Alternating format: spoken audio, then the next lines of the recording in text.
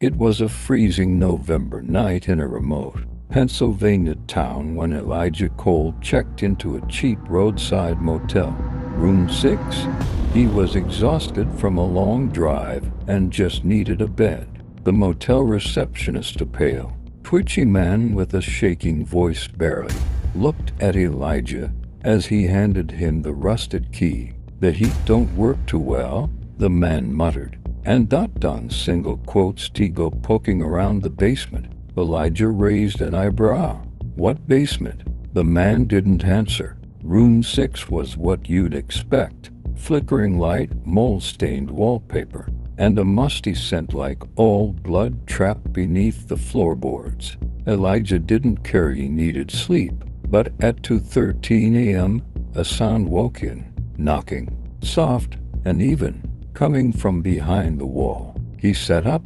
It wasn't the door. It was behind the headboard, like someone tapping from inside the wall.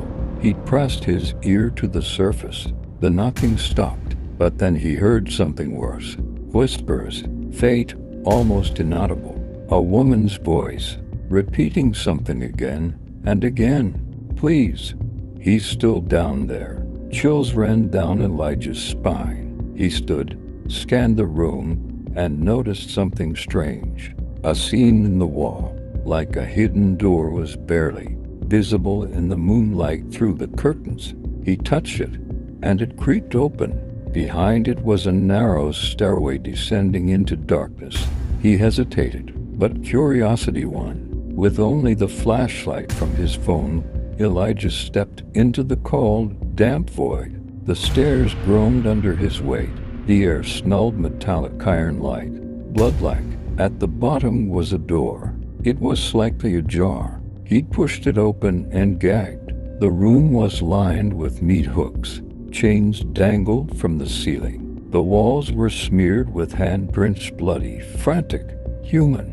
In the center was a large wooden table, and on it, something unspeakable. A body, or what was left of one.